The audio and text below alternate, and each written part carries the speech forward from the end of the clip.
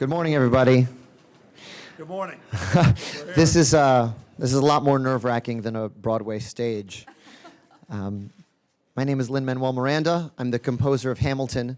And if your kids are running around rattling off facts about the Federalist Papers, I'm sorry, that's my fault. That's on me. And I had a bit of a day yesterday at the White House, an amazing day, privilege. Our cast and crew was honored to perform for the First Family and test out our educational pilot program as we bring 20,000 school kids to come learn history at our show at the Richard Rodgers Theater. But today we're going to talk about Puerto Rico. And I'm not here as a politician. I think anyone who sees or hears Hamilton knows of my healthy cynicism and allergy to politics. But we have a humanitarian crisis on our hands. So I want to talk to you about the Puerto Rico I remember. I grew up in New York City, in Upper Manhattan. My parents were both born on the island. My dad came here, just like Hamilton, to get his education when he was 18 years old. He came to New York. And I got sent there every summer to stay with my grandparents. It's a little town called Vega Alta, Puerto Rico. My grandfather was the manager of the town bank, just like George Bailey in It's a Wonderful Life. My grandmother ran a travel agency called Viajes Miranda, Miranda Travel. My aunt owned the school supply next door, and I was, if you've ever seen In the Heights, I was Sunny. I sold slushies in the summertime to the kids because school starts in August in Puerto Rico. And these were the most important months of my year every year. It was, first of all, a month of total immersion in Spanish, but it was also falling in love with my island in a real way, not in the abstract way. When your parents come from somewhere else, they tell you stories, but it was me learning to live in Puerto Rico and fall in love with my culture and fall in love with my people. And I remember, and this may resonate with you if you're a first-generation American. When you go back to your home country or your ancestral origin, you go back and you go, oh, in New York, we may be the janitors and we may be the maids. In Puerto Rico, the doctors and lawyers are Puerto Rican. Everyone's Puerto Rican. It's like the bee girl in the Blind Melon video when she opens the garden and sees all the other bee folks. These are my people, and that connection is so important. And I'm here to talk to you about that because the doctors and lawyers are leaving Puerto Rico right now. We face a financial crisis that triples anything you're experiencing here in the United States. And it's a solvable, fixable crisis. And what we really need is help. And what we really need is help from Congress. This is not a bipartisan issue. This is not a Republican issue. This is not a Democratic issue. What we need is the ability to restructure and get Puerto Rico out of the hole it's in. And I'm going to let the experts here talk about what we can do to do that. But what I want to tell you is that there's the town I grew up in, the town I just painted for you, the bank, the travel agency, the school supply store, those are all gone. Vega Alta is a dying town. The only people who live there now are the people who can't afford to leave. And everyone else who can't afford to leave is coming here or going somewhere else because there are no jobs. And last week, a hospital was shut down because they couldn't afford to pay these taxes. So I'm urging Congress, if Hamilton tickets will help, I'm happy to do that too. Oh, I know a guy. But seriously, this is a fixable issue, and if I can put a human face on the people that are suffering, I'm happy to do it, and I'm happy to speak on behalf of my island and my people, who are, by the way, American citizens. They fight in our wars, they pay taxes, and they don't get to vote for President of the United States, so that's why Puerto Ricans on the island have a duty to speak on their behalf. And that's what I'm here to do today. Thank you so much for being here today. I'm going to let the senators speak on this issue. Thank you so much. Bye.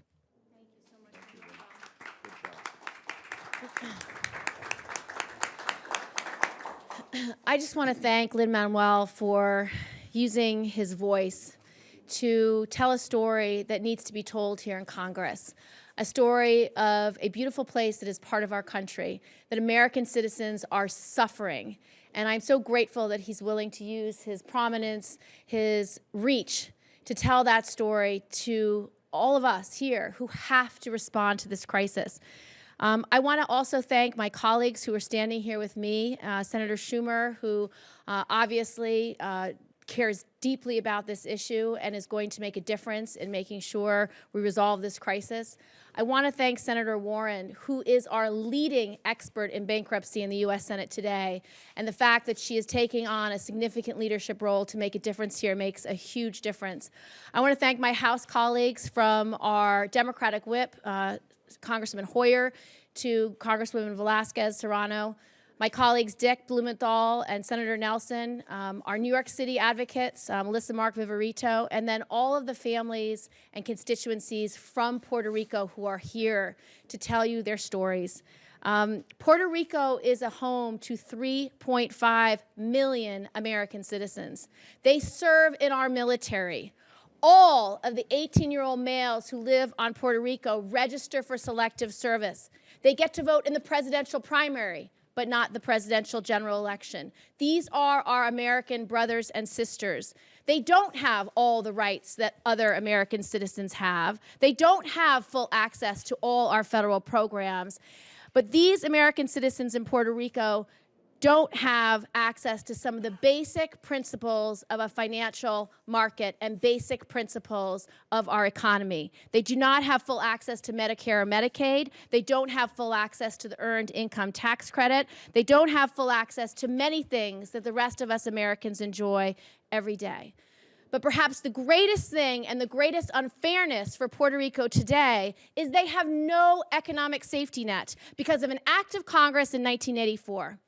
In the last decade, as Puerto Rico's economic crisis has been spiraling out of control, Congress has chosen to ignore the crisis going on for 3.5 million American citizens. Congress has done nothing. And because of this inaction, what used to be a fiscal crisis is now turning into a humanitarian crisis that is bad today, but I promise you will be much worse tomorrow.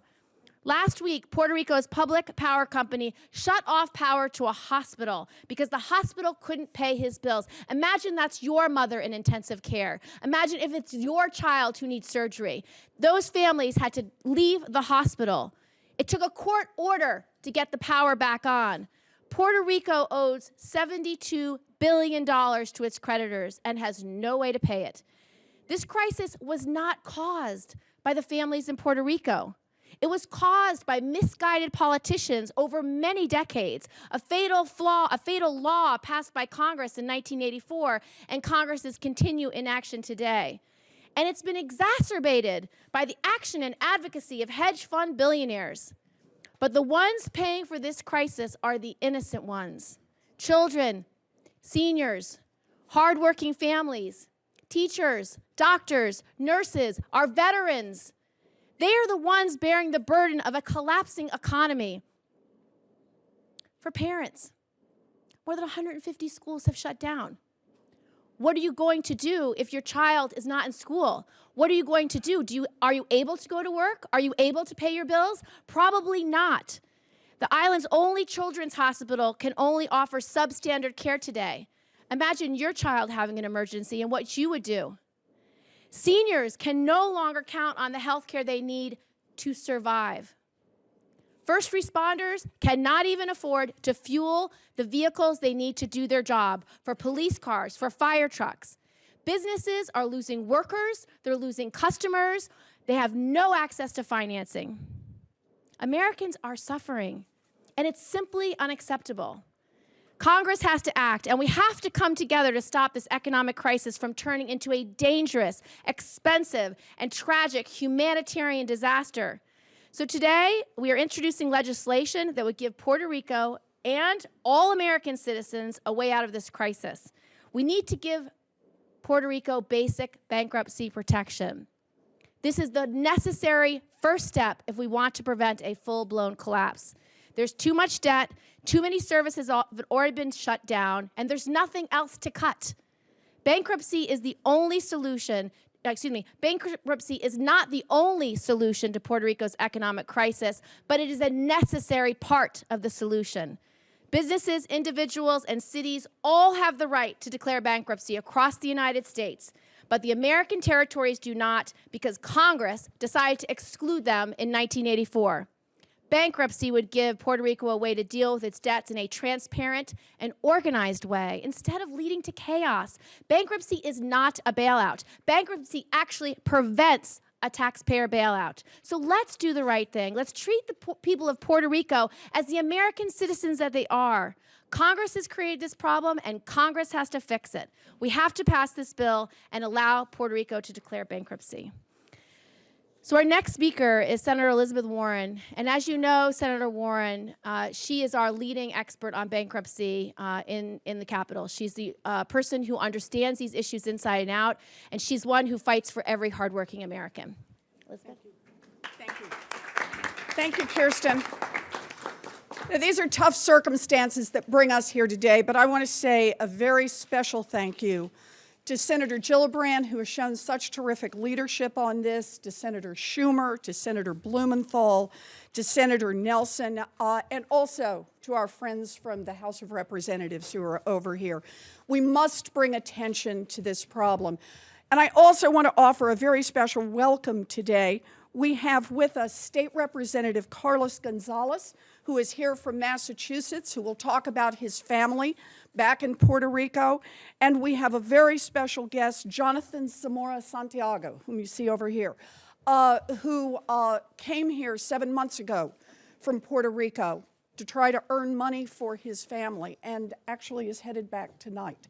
And so we're looking for every way we can to talk about this problem. Puerto Rico has been in recession for 10 years, and it is now in a terrible hole, a $72 billion hole. Now, that is a lot of debt. And who holds this debt? Wall Street hedge funds. In fact, these are not just typical Wall Street hedge funds. They are called vulture funds. And the reason they're called vulture funds is they specialize in waiting until a borrower like Puerto Rico is in real trouble. And then they buy up the debt for pennies on the dollar and then squeeze every last drop out of their debtors. And here's what that squeeze means for Puerto Rico. As Senator Gillibrand said, the government has closed over 150 public schools in just the last 5 years. The only children's hospital on the island keeps slashing its budget. With a population of 3.5 million people, Puerto Rico has one children's hospital, and right now it has 70 nursing vacancies. Think about what it means to run a hospital when you're short 70 nurses. This hospital does not even have an MRI machine. Think what that would mean for the care your children receive. One municipality lost its water supply for days because contractors wouldn't repair a broken valve until they could figure out how they were going to get paid. A gasoline supplier has threatened to shut off deliveries to ambulances and police stations on the island.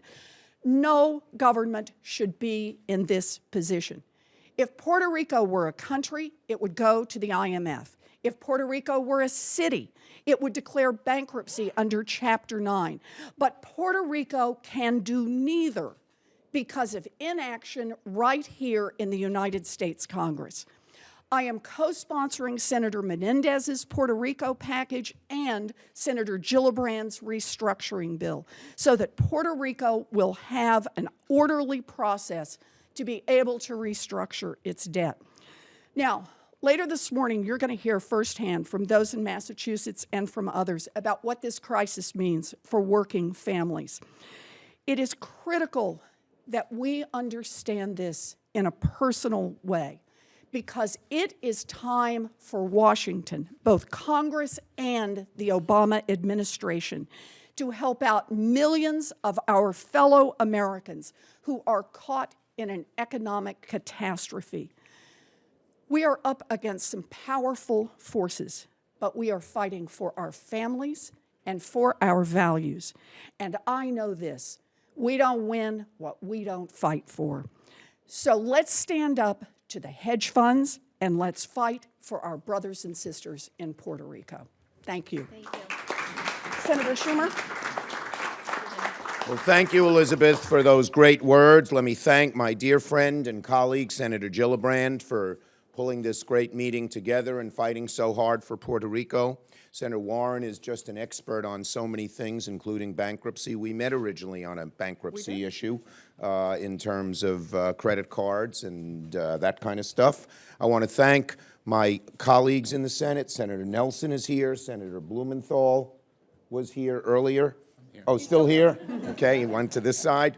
And many others who have been supportive, as well as my dear friends in the House, Senator Serrano, who we came to the Assembly with in 1974, the great Senator Nydia Velázquez, mi amiga la luchadora, I have a name for her, the fighter, as well as our friends Steny Hoyer, and all of our House members, and certainly all the people who came from New York up here, including our wonderful, wonderful Speaker of the City Council, who is here as well.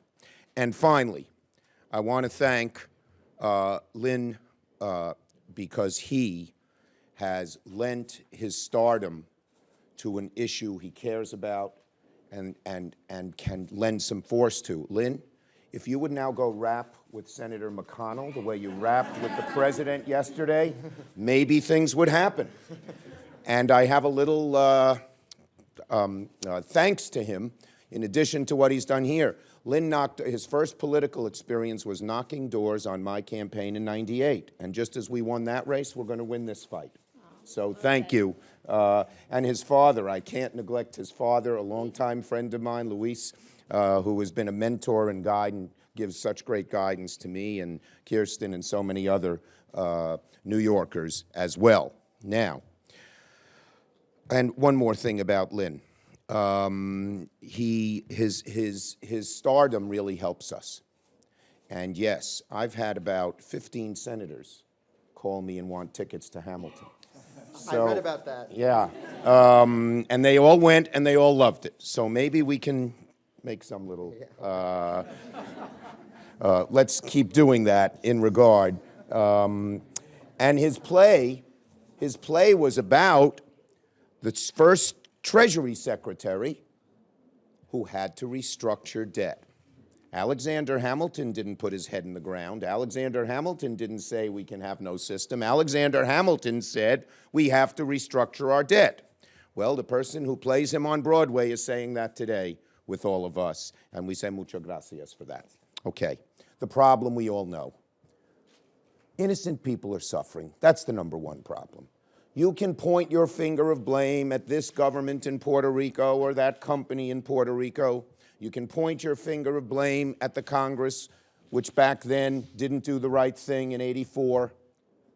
But all of that is dwarfed by the suffering of people. And let's take blame here.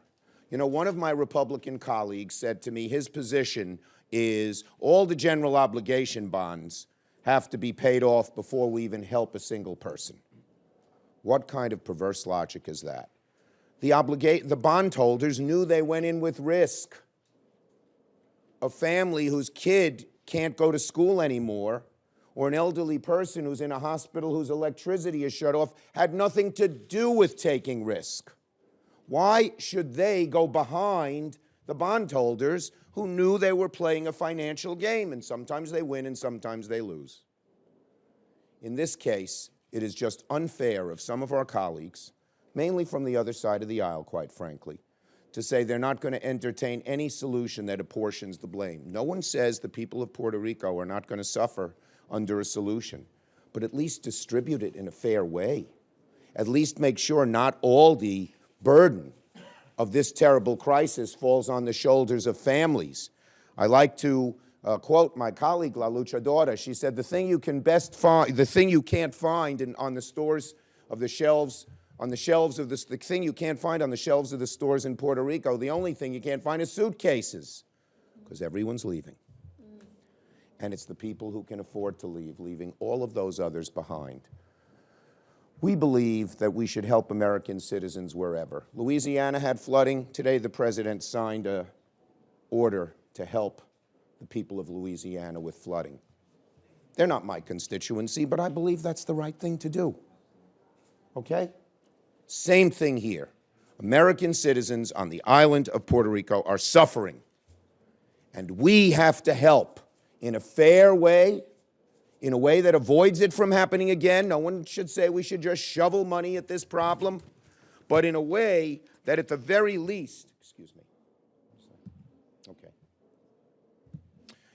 I don't know what it is, but it doesn't crawl, so it's okay. In a way that they can help, that can solve this problem. Basically, Puerto Rico's a boat that's taking on water, and it has no tools at its disposal. No buckets to bail out the water, nothing to plug the gaps. That's all we want to do, is provide just that. And I want to close with this. And we have to do, obviously, we need bankruptcy so everyone can be under the tent and everyone can bargain. So the burden just doesn't fall on the families. Full bankruptcy. We need to change the laws in terms of health care, because Puerto Rico doesn't get this, even though they're American citizens, the same Medicare and Medicaid reimbursement that we do here on the mainland. We need to make the EITC and CTC more equitable. We need to do all of these things, and we should do them together in a bipartisan, non-political way. I'm going to close with this. Senator Menendez, who's doing a great job on this issue as well and couldn't be here today, we got to work on the Medal of Honor for the Borinqueners. They were a segregated, all-Latin military unit composed of tens of thousands of Puerto Ricans who fought with bravery in World War I, and World War II, and the Korean War. Their nation didn't view them as equal. They had to fight in separate units, but they fought and died for America. They were there when we needed them. Now it is our turn to be there, that they need us. Many of them are still in their older years on the island. Throughout history, when her nation put out the call, Puerto Rico answered. Now is the time for us to answer Puerto Rico's call for aid. Thank you. Our next speaker is House Democratic Whip Steny Hoyer, who has been a leader and advocate for protecting Americans. Thank you very much, Senator Gillibrand. Other senators who are here, my classmate Chuck Schumer, who came to the Congress with me, or I came with him. That's probably the better way he wants me to say it. Congresswoman Velasquez, Congressman Serrano, so pleased to be with you. And Madam Speaker, it is so good for those of us in the House to call a good Democratic woman Madam Speaker. I want you to know that. Lin-Manuel, I agreed with 99% of what you said. But you said, by the way, they're Americans. It's not by the way, it is the citizens we are talking about are Americans. And they're in crisis. And they need help. And they are looking to their Congress for help. Because they're on their own, they cannot declare bankruptcy, as they ought to be able to do. Not to undermine creditors, but to not undermine the people of Puerto Rico. And time is of the essence. That is why I'm here. That's why the House member's here. Our Speaker, Paul Ryan, Madam Speaker, said that we would act by March 31st. Not counting today, we have 5 days left to go in session before March 31st. You've heard the facts from Senator Gillibrand. You've heard the facts from Senator Warren. You've heard some of the facts from Chuck Schumer. The facts are clear. The need for action is clear. The need for action is now. Thank you for lending your voice. We have at least 3 crises confronting us: Puerto Rico, Zika, and Flint. Let us act, and let us act now. Thank you very much, Senator Gillibrand. Our next speaker is Congresswoman Nydia Velasquez, who has personal stories of Puerto Rico. Thank you very much. Good morning, everyone. Senator Gillibrand, Senator Warren, Schumer, Hoyer, Serrano, Lin-Manuel, the Speaker of New York City's Council. Look, I don't know. This might be 20 times that I've been in front of a mic talking about Puerto Rico. And I hope that coming March 31st, the Speaker of the House, Paul Ryan, honor his commitment to us. Otherwise, we're going to disrupt the legislative process in the Congress. Coming September, he will need Democratic support to pass whatever, a budget or another CR or omnibus. But we cannot continue to play Russian roulette with the people of Puerto Rico. This is real. This is the United States problem. And one way or the other, we must have to come up with a solution. We do it now or we will do it later. I want for the people of Puerto Rico to be able to stay in Puerto Rico if they choose to do so, not to leave Puerto Rico in waves to Florida. And by the way, you know, I know that people are concerned about Florida. Well, they should be, because we are doing voter registration. We are sending a message to Puerto Rican American citizens in Florida that they must use their muscle and send a clear message to the United States Congress. Not only Puerto Rico needs to have the tools to restructure its public debt like any other municipality in the United States. And don't come to us and use the excuse that how could we now change the rules of the game on the hedge funds and the creditors who lend Puerto Rico money. They are so sophisticated. Talk to me about an elite of people that are so sophisticated when it comes to finances. When they lent to Puerto Rico, they knew that Puerto Rico was in trouble. And they bought those bonds on the cheap. And now they want full repayment. Guess what? Puerto Rico cannot pay because it just doesn't have the liquidity. It doesn't have the money. So let's have some decency here. We're not talking about a foreign country. We're talking about Puerto Rico, part of the United States of America. I owe this to my uncle, who went to Korea willing to die, defending the freedoms that we enjoy today. And when he fought in Korea, he fought for all Americans, including those who live in Puerto Rico. So now we have the Zika crisis, and they continue to play games with the funding to fight this virus. The Washington Post just the other day came out with an article that said that 1 out of 5 Puerto Ricans will be exposed to Zika, and it will impact the mainland, the United States. My brother-in-law was building in construction in his house, was working one day, and a beam fell off and cut his head from here to here, 23 stitches. He has medical insurance. He's a retiree. My sister, when she saw the blood that was coming out, decided to take him to the public hospital because that was the closest. And she was so scared that he will die, instead of taking him to a private hospital. Never thinking that when she walked into that hospital, that they will not have antibiotics.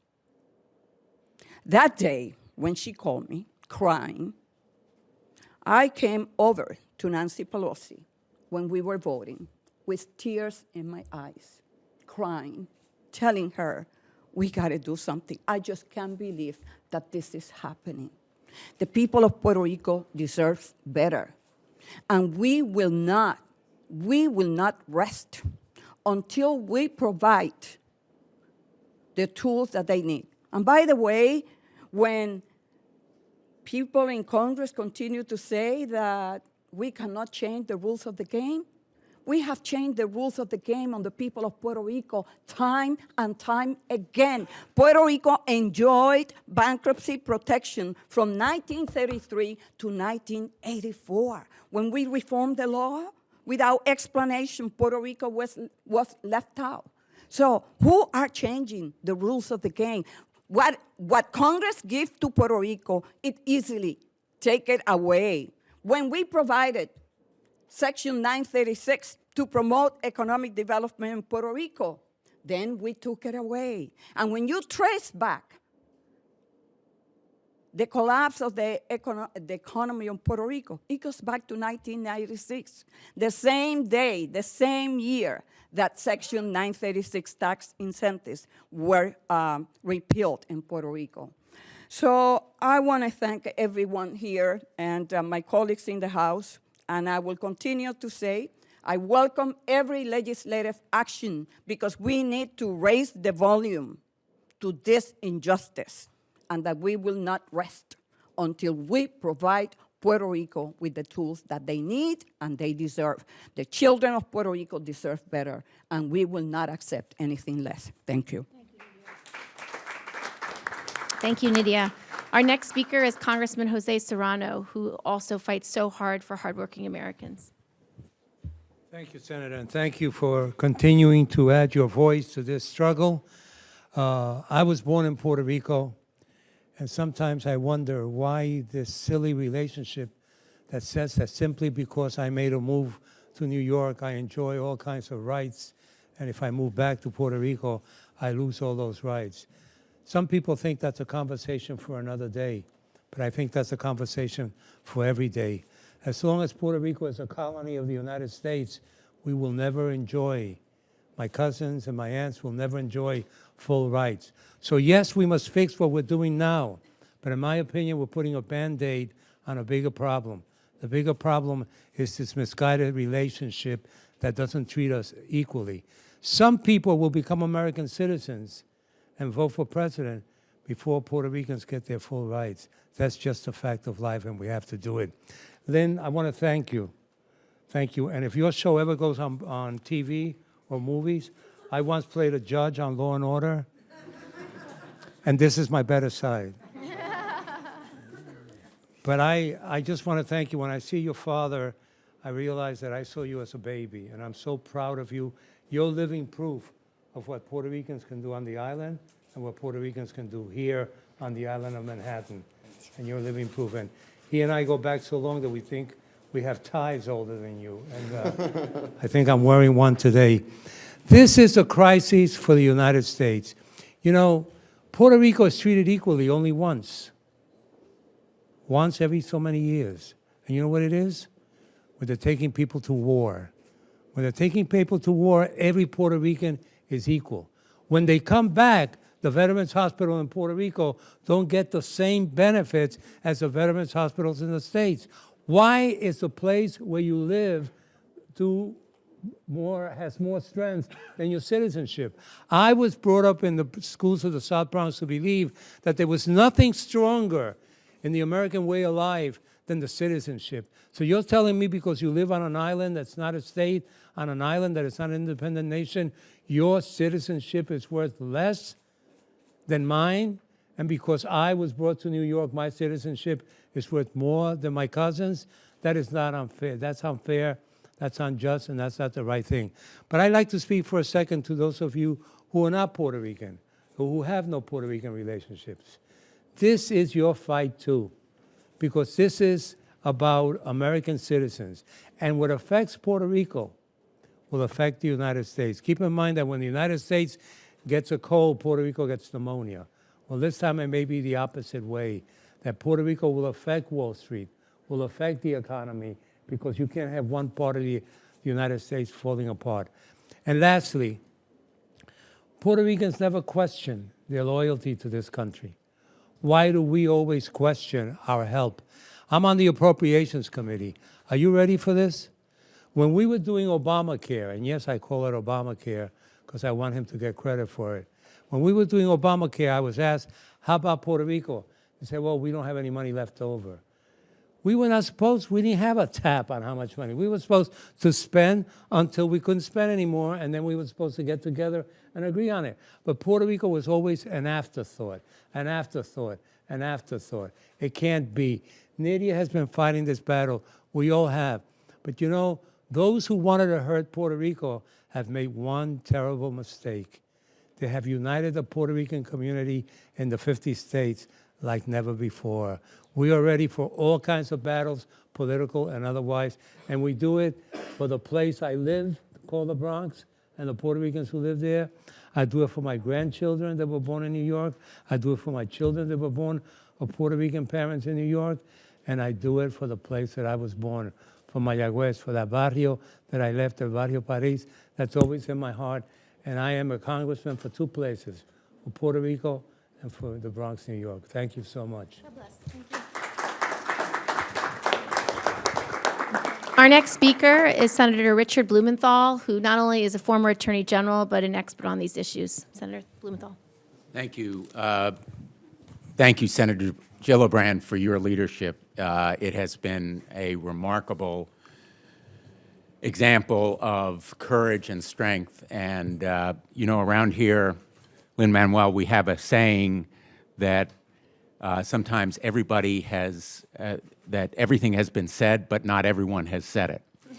So you've heard about everything there is to say, but a few more people are going to say it in different terms, but it bears repeating.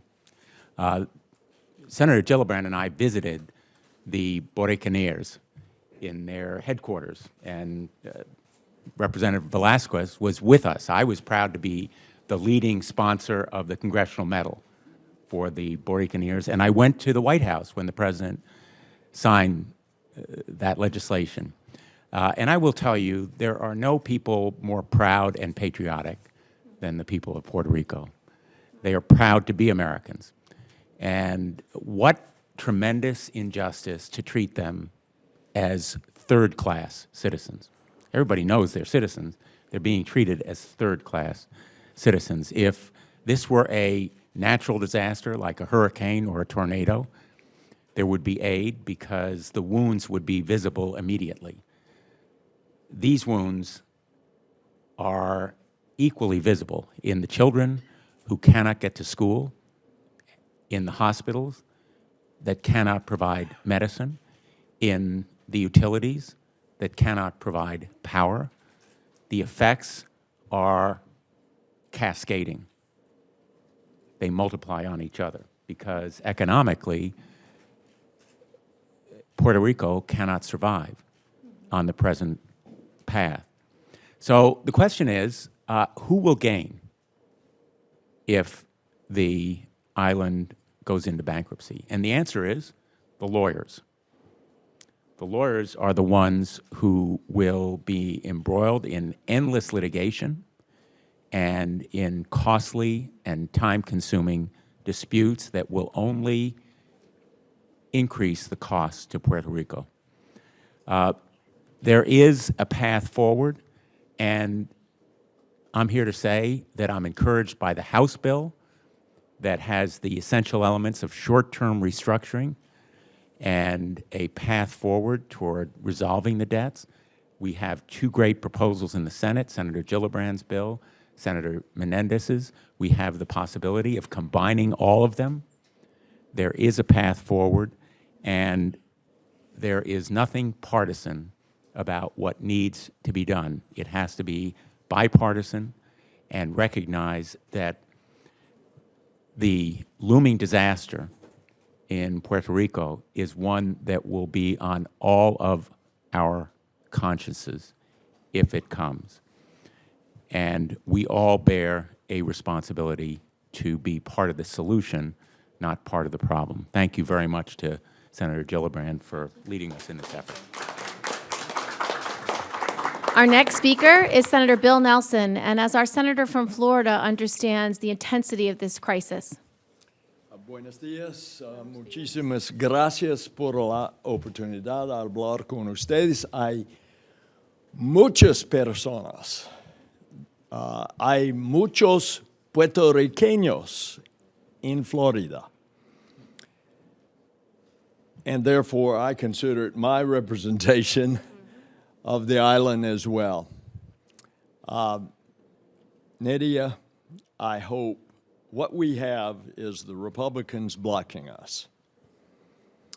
Now, interestingly, I have a little twist on this argument of trying to get them to listen, because Florida is turning blue.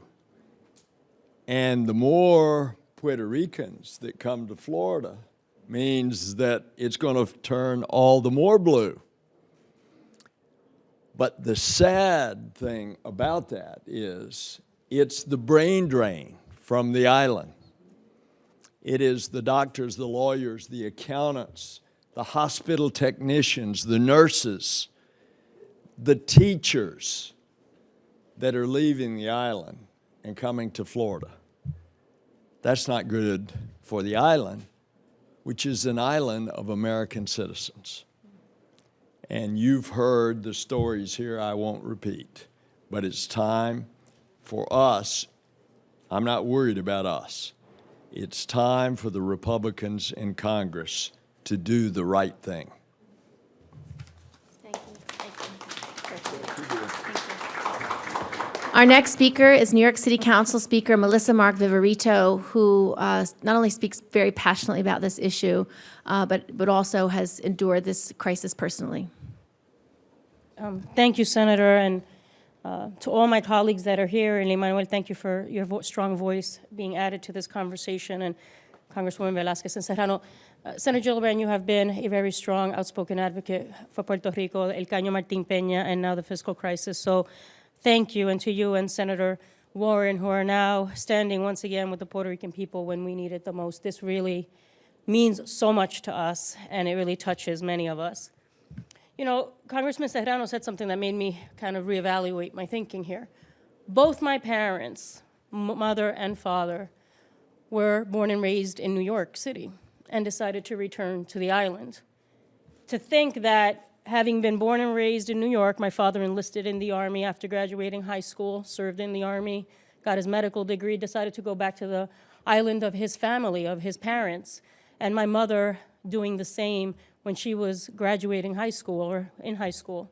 To think that their U.S. citizenship, when they were born in New York City, and now having returned to their island of their heritage, is worth less than myself, their daughter, born and raised on the island, who is now here in New York City and serving in the capacity that I serve, is unconscionable. It doesn't make sense. So we urgently need this legislation and all the help to address the growing and fiscal humanitarian crisis. We call on House Speaker Ryan and Senate Majority Leader McConnell to not forsake the 3.5 million American citizens living in Puerto Rico during their great time of need. And Congress cannot deny the human impact this is having. It is a full-blown humanitarian crisis. We're not on the path to. It is a humanitarian crisis that is being manifested in so many different ways, and we've heard some of the examples. It's threatening the livelihoods of millions, and that cannot be ignored. I've been having the conversation with my mother. My father passed away many years ago, but my mother is 69 years old. She's getting older. She's not getting younger. Her medical needs are increasing. They're not diminishing. Not a moment goes by where I do not think about her safety and her health. And these are conversations that too many families are having about what to do. Obviously, people don't want to uproot themselves and leave, particularly people in the older stages of their life. But this is a conversation that too many families are having around the kitchen tables. And, you know, we have to really not forget that there are humans and people behind these facts. Basic human services and civil services are being denied. and it's not simply a problem for Puerto Rico. NPR recently reported that a doctor a day is leaving the island. In the past 10 years, the island has lost 35% of its doctors. And we have a doctor who is here today who's going to speak about that reality.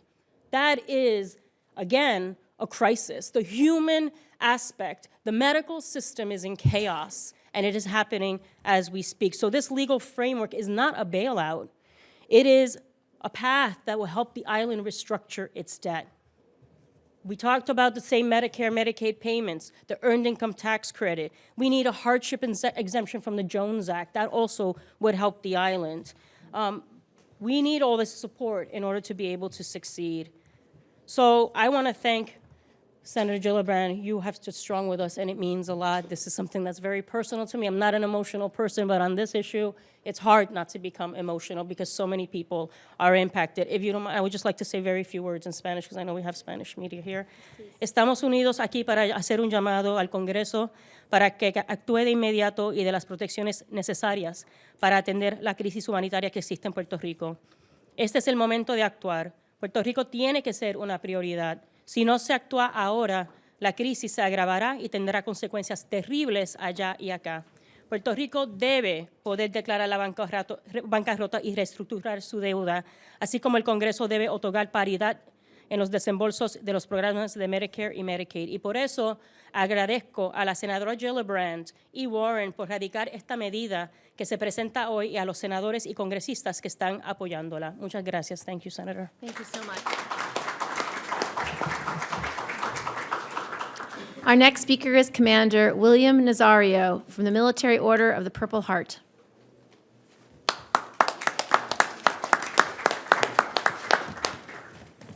Good morning, all. Good morning, Senator Gillibrand. As a native Puerto Rican, veteran, and Purple Heart recipient who has shed his own blood on the battlefields of our nation's enemies, I, like hundreds of thousands of Puerto Rican veterans of the U.S. Armed Forces before me, and those who serve today, including 9 Medal of Honor recipients, have served proudly to defend the freedoms and privileges that all Americans are able to enjoy. Many retired veterans now living in Puerto Rico are struggling to survive on fixed incomes, served by a broken VA medical system that is far inferior to what our fellow veterans receive in the United States, exasperated by many ways by the debt crisis facing the territory. Now is the time to act. The Congress needs to address immediately the debt crisis in Puerto Rico that has become a national emergency. Each day that passes without finding solution to the debt crisis and the restructuring only fuels the hardships that affect all Puerto Ricans, especially the veterans who have already sacrificed so much for this great nation. I urge all members of Congress to support Senator Gillibrand's legislation that would put Puerto Rico on the path to economic recovery. If Congress fails to grant Puerto Rico bankruptcy protection, Puerto Rico will continue to default on its own debt, worsening the humanitarian and economic crises and putting the safety and well-being of those American citizens at an even greater risk, ultimately costing taxpayers millions, if not billions more. Thank you. Thank you, sir. Thank you for your service. This one, yeah. Now I'd like to invite Lin-Manuel Miranda back up for some closing thoughts. He has to leave after he says these words because he has a second meeting with the senator that hopefully will help our effort. Lin-Manuel. Hi, guys. If I could just bring it back to Hamilton for a second, which is the reason some of you are in this room. And if that's the reason you're in this room, that's fine. Whatever it takes to get you into the room where it happens.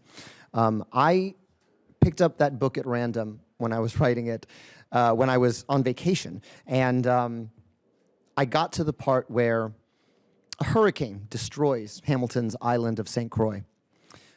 He writes an essay to his father about the scene, about what a crisis. The island was really knocked flat. The sentence I always remember, it was a scene sufficient to strike astonishment into angels. This essay was such a vivid portrayal of this crisis that it was used for relief efforts for this island. If I can leave you with anything today, our island is in crisis, and if I can help in any way, if I can get more eyeballs to this crisis, it's a fixable problem. All it takes is for Republicans and Democrats to come together and give us the same basic protections any other American city has. So, here's my essay. There is a scene sufficient to strike astonishment into angels. Please help us. Thank you. Thank you, Lin-Manuel. Our next speaker is Dr. Santana, who will tell us about the crisis in Puerto Rico and how it's affected her ability to deliver medical care. Good morning, everybody. This is my first time, so I'm a little nervous. Sorry. So I was born and raised in Puerto Rico, a very small town called Humacao. Very humble beginnings. My parents worked 2 jobs, each of them. Thankfully, I had a good education, I have to say. I did all my medical training in Puerto Rico, which I'm proud. And then I left to Boston, and I trained in Harvard. I did pediatric anesthesia and pediatric pain management.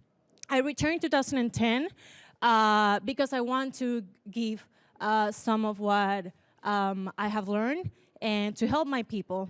However, this situation was really hard. Payments, it's horrible. We have half usually of the payment that people receive for Medicaid and Medicaid here in the United States. And actually, I live in St. Thomas and I work in St. Thomas as well, working 2 jobs, working 1 week in Puerto Rico, 1 week in St. Thomas, and I experienced the big difference in St. Thomas. They get paid a lot higher than us in Puerto Rico. So it's a huge difference. I left because I have a really good opportunity as a director of pediatric pain management in a hospital in Orlando, Florida. I'm happy there, but I left all my family. I'm by myself with my fiance in Orlando, but I don't have anybody. My parents, my sister, my cousins, my uncles, my grandma turned 85 yesterday, and I called her, and this might be a little bit emotional for me because she said, I don't know if I'm going to make it for next year. And I'm scared if she goes to a hospital. She has Medicare. She worked her whole life. And she goes to a hospital, and they're not going to have IV fluids to give her antibiotics, or if she ends up in a mechanical ventilation and we don't have electricity. I turned my whole life in the medical center in the University of Puerto Rico, and I experienced many, many years how we work. We work like in a mission, like in a third world country with very limited resources. I do 2 missions a year in third world countries in all Latin America and Africa as well, and I compare that to what we do in Puerto Rico. We have excellent physicians, and as someone mentioned, in the last 10 years, we lost 35% of the physicians. Most of them are the specialists and subspecialties. I'm the only pediatric pain manager that was in Puerto Rico working. There is no one there right now, which is a little scary because pain is a priority right now for all of us in medicine. Right now, I'm the only one in Central Florida, which I'm proud of, but still, I think we have to stop this crisis to prevent more people from leaving, because I know it's economic reasons. I know 2 people that are coming to my hospital in the next 2 months from Puerto Rico, and they are so specialties, very smart people. So I just want to leave you with my experience, and thanks for having me. Our next speaker is Jonathan Zamora Santiago.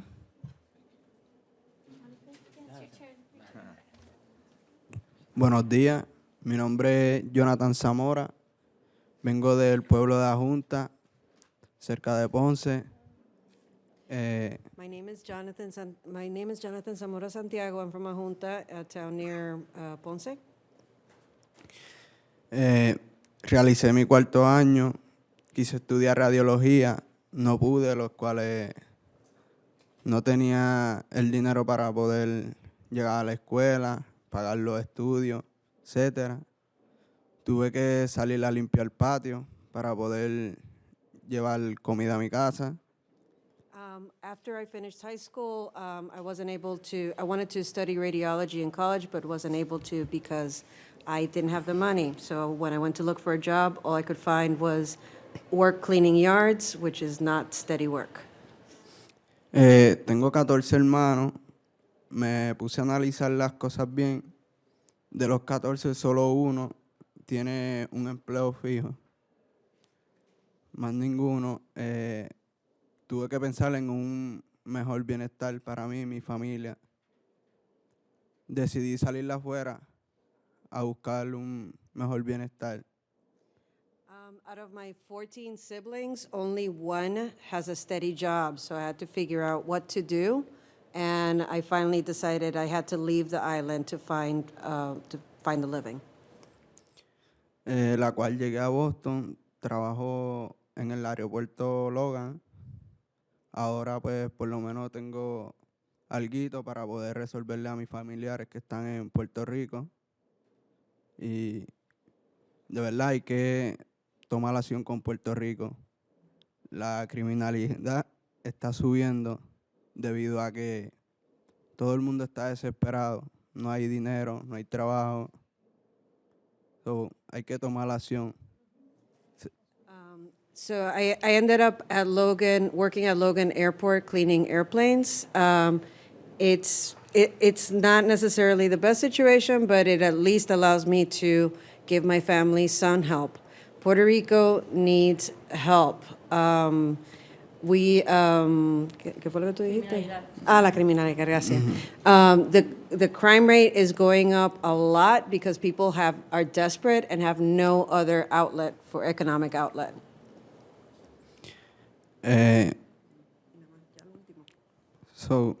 Hay que tomar acción. De verdad, y es ya. Es triste ver cómo jóvenes, o sea, compañeros de infancia muertos, otros en camino no correspondiente debido a buscar un mejor bienestar. Gracias. So it's really sad for me to see my childhood friends either in jail or dead because they haven't been able to find a way to make a living and find a way for themselves. Thank you.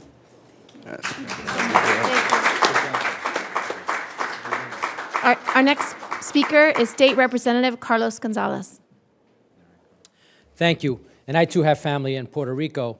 And as our great Senator Warren, as many of you know her as a rock star, we call her the salsa star because Puerto Rico economy is in crisis. But many folks know that the brain power is leaving. And whether it's the doctor leaving to Florida or Jonathan leaving to Boston or New York City, they're also coming to the Springfield, Massachusetts, the Hollyoaks, the Chicopee, the smaller cities and towns. So it's having an economic impact, not only in Puerto Rico, but also in our cities and towns. So as a state official, we're going to be united to push for the efforts to make sure that the restructuring and the recovery continue to be effective in Puerto Rico, and also to our citizens that are not Puerto Rican citizens, they're United States citizens. Thank you. Thank you so much.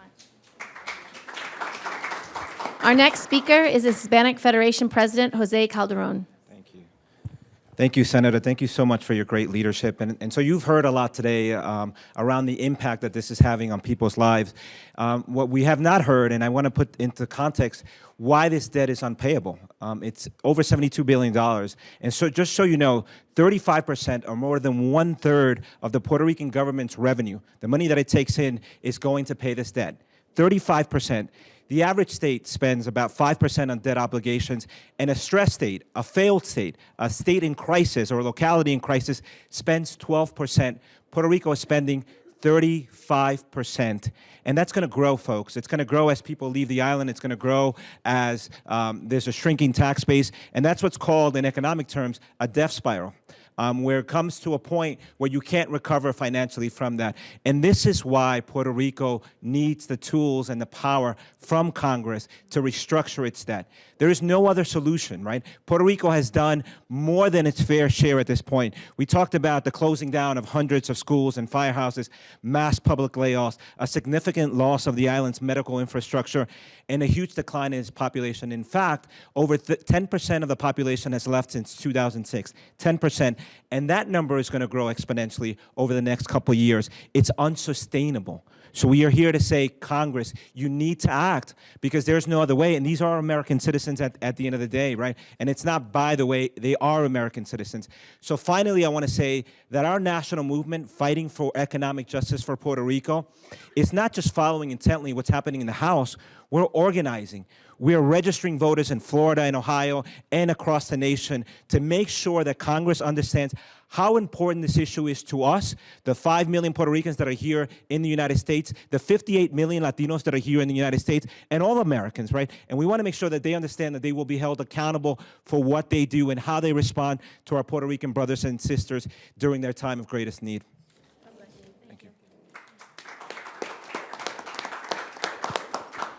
Our next speaker is Fagula Jacobs, the RCHN Foundation.